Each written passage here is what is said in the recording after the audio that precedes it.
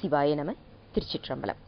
ஞான ஆசிரியராகவும் ஞான குருவாகவும் எம்மை வழிநடத்தும் நம்பி ஆரூரர் திருவடிகளையும் அண்ணாமலை பெருமான் திருவடிகளையும் மனம் மொழி மெய்களால் வணங்கி இன்றைய ஞான சிந்தனையில் சிவபோக சாரம் என்னும் நூலில் இருந்து 62வது பாடலை சிந்திக்க இருக்கின்றோம். உண்ணாதே பற்றாது உரையாதே ஒன்றி அதில் நின்னாமம் இல்லை நிகழாதே பன்னாள் பறையிறந்து நிற்கும் பயன் அணைந்தார் நெஞ்சில் திரையிறந்து நிற்கும் சிவம். இன்றைய பாடல் அற்புதமான ஒரு பாடல். சிவ பரம்பொருளை நம் மனத்தில் நிறுத்துவதற்காக நாம் என்ன செய்ய வேண்டும் என்ற ஒரு குறிப்பும், பெருமான் எப்படிப்பட்ட நெஞ்சத்தில் இருப்பான் அப்படிங்கிற ஒரு குறிப்பையும் மிக அழகாக சொல்லி அருள் செய்கின்ற பாடல் இந்த 62வது பாடல்.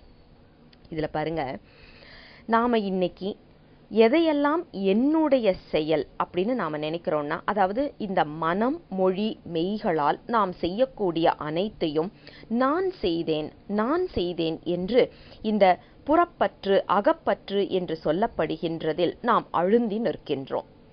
அப்போ ஒரு செயல்லையோ ஒரு சொல்லிலேயோ ஒரு நினைப்பிலேயோ நாம் அழுந்தி நிற்கும் போது என்ன ஆகும் அப்படின்னா, அதனால கிடைக்கக்கூடிய இன்பமோ துன்பமோ நம்முடையது என்ற ஒரு அழுத்தமான நம்பிக்கையும் அதில் வரும். இது என்னுடையது அப்படின்னு நாம நம்ப ஆரம்பிக்கும் போது அதனால் வருகின்ற இன்ப துன்பத்தில் நாம் அழுந்த ஆரம்பிக்கின்றோம். அழுந்த ஆரம்பிக்கும் போதுதான் நமக்கு மீண்டும் மீண்டும் வினை வந்து கொண்டிருக்கின்றது. யோசிச்சு பார்ப்போமே, நாம இன்னைக்கு பேசுற வார்த்தைகளாக இருக்கட்டும், நாம் நினைக்கின்றதாக இருக்கட்டும், அல்லது நாம செய்கின்றதாக இருக்கட்டும், இந்த முக்கரண வழிபாடு என்று அதற்காகத்தான் நமக்கு அருளாளர்கள் மீண்டும் மீண்டும் வலியுறுத்தினார்கள்.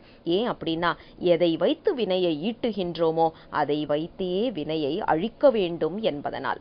ஆக நாம இந்த மனம் மொழி மெய்களால் எப்படி நாம அடுத்த நிலைக்கு உயர வேண்டும் என்பதை எடுத்து சொல்லுகின்ற பாடல் தான் இந்த 62வது பாடல்.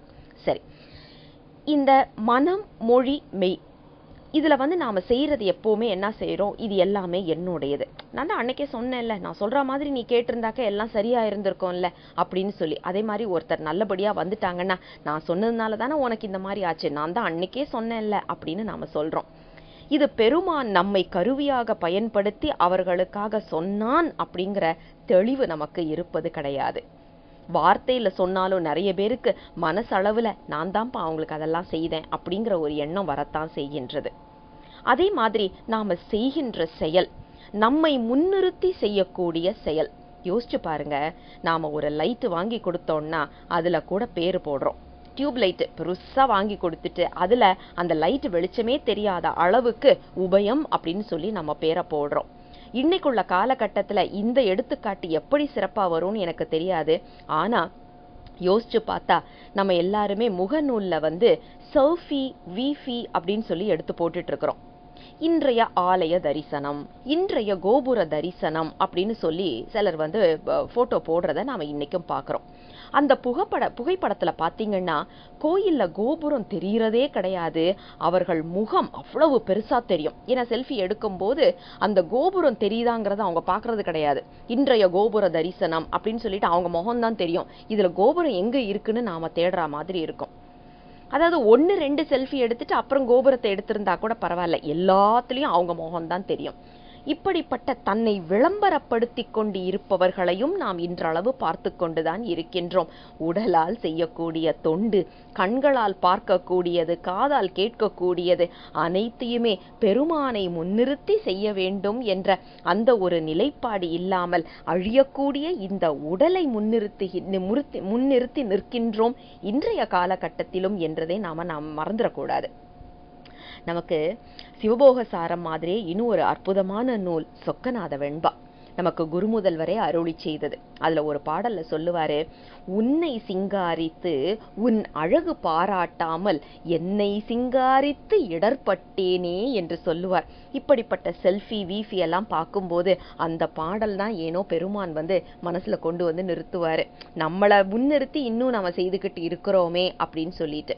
யோசிச்சு பார்த்தா நாம அனைவரும் ஏதோ ஒரு விதத்தில் இந்த தனுகரண புவன போகத்தில் அடிமையாக இருக்கின்றோம் என்பதற்கு இதை விட சிறந்த எடுத்துக்காட்டு எதுவுமே இருக்க முடியாது.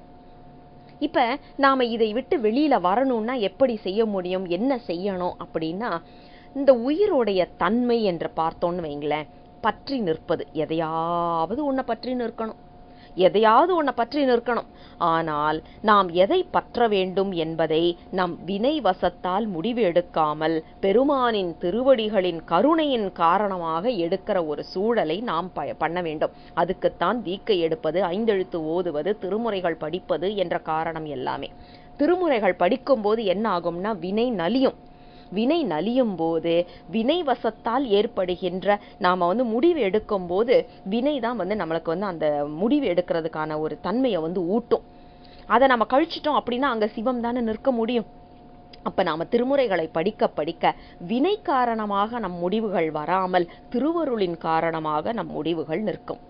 பற்ற வேண்டும், எதை பற்ற வேண்டும் என்பதைத்தான் நாம் பார்க்கணும். இப்ப சி வ ய ந ம என்று 5 எழுத்து இருக்கு.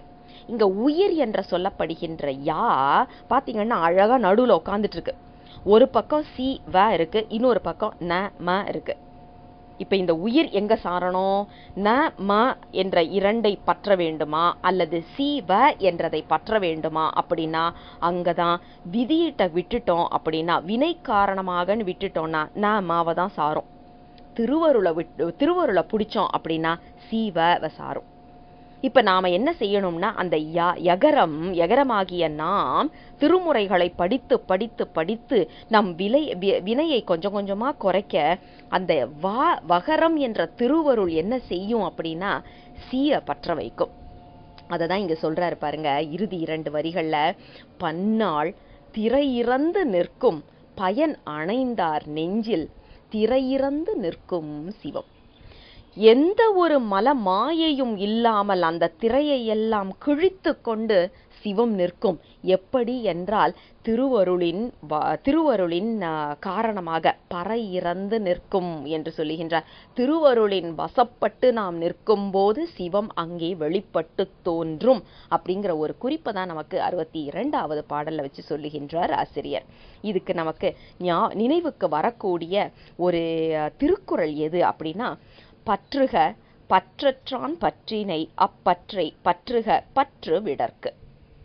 நாம எதையாவது பற்றி இருக்கணும் அப்படின்னா என்ன செய்யணும்? பற்றில்லாதவன் திருவடிகளை பற்றுங்க. பற்றும் போது என்ன ஆகும்னா நம்மளுடைய பற்று விட்டு போகும்பா, உலகப்பற்று விட்டு போகும். ஏன்னா நம்ம எதையாவது ஒன்ன பற்றிக்கொண்டே இருக்கணும் இல்லையா? அப்போ மாவை விட்டுட்டோம் அப்படின்னா சீவாவை தான் பற்றுவோம். அப்போ சிவத்தை பற்றுவதற்கு நமக்கு என்ன வேண்டும் அப்படின்னா திருவருளின் வசப்பட வேண்டும் அப்படிங்கிற குறிப்பை நமக்கு இதை விரித்து சொல்லுகின்ற ஒரு திரு உந்தியார் பாடல் 15வது பாடல் பாருங்க. பற்றை அறுப்பது ஓர் பற்றினை, பற்றில் அப்பற்றை அறுப்பர் என்று உந்தீபர பாவிக்க வாரார் என்று உந்தீபர. பாவனையால் வராதுப்பா, திருவருளின் வீழ்ச்சி காரணமாக, அருள் வீழ்ச்சி காரணமாக பற்ற வேண்டிய பொருளை நாம் பற்றி நிற்க வேண்டும் அப்படிங்கிறத திரு உந்தியார் பாடலும் நமக்கு அழகாக எடுத்து சொல்லுகின்றது. ஆக இந்த 62வது பாடல் நமக்கு சொல்லுகின்றது என்ன அப்படின்னா, எதையோ ஒன்றை பற்றி நிற்க வேண்டும். அது உலகியலாக இல்லாமல் அருளியலாக இருந்ததுன்னா நம்மளுடைய வாழ்க்கை நன்றாக இருக்கும். இம்மைக்கு மட்டும் அல்ல, மறுமைக்கும் அம்மைக்கும் கூட நல்ல ஒரு வாழ்க்கை நமக்கு அமையும் என்பதை மிக அழகாக எடுத்துச் சொல்லுகின்ற பாடல் இந்த 62வது பாடல். இப்ப நம்ம உலகியல்லையே பார்க்கலாமே, நம்ம சுத்தி நிறைய நாடுகள் இருக்கு. நிறைய நாடுகள்ல சாமி நம்பிக்கையே இல்லாத நாடுகள் நிறைய இருப்பாங்க. அதுல அவங்க பெருமையா சொல்லுவாங்க, ஐம் அ ஃப்ரீ திங்கர் அப்படின்னு சொல்லுவாங்க. ஃப்ரீ திங்கர்னா சாமி நம்பிக்கை இல்லாதவர்கள் என்று பொருள்.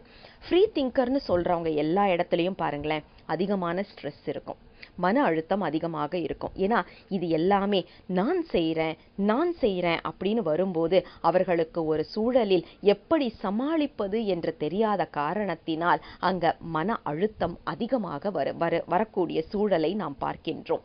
இந்த ஃப்ரீ திங்கிங்னு சொல்ற நாடுகள்ல எல்லாமே தற்கொலைகள் அதிகமாக இருப்பதையும் நாம் பார்க்கின்றோம்.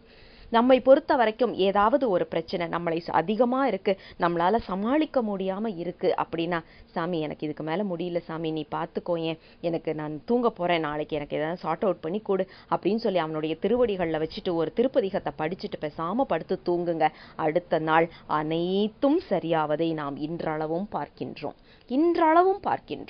அப்ப பற்ற வேண்டும். எதை பற்ற வேண்டும் அப்படின்னா, உலகியலை பற்றி நிற்காதீர்கள். உலகியலை பற்றி நிற்கும் போது தேவையில்லாத மன அழுத்தம் அதிகமாகும். ஆனால் அருளியலில் சிவத்தை பற்ற பற்ற நமது பற்று, இந்த உலகியல் மேல் இருக்கின்ற பற்று நீங்கும். அதோடு மட்டும் அல்லாமல் நல்ல ஒரு வாழ்க்கையை பெருமான் நமக்கு நிம்மதியான, என்றுமே இன்பம் நிறைந்த வாழ்க்கையை நமக்கு கொடுப்பான் என்பது திண்ணம் என்பதைத்தான் இந்த பாடல் 62வது பாடல் மூலமாக நமக்கு குருமுதல்வர் உணர்த்தி அருள் செய்கின்றார்.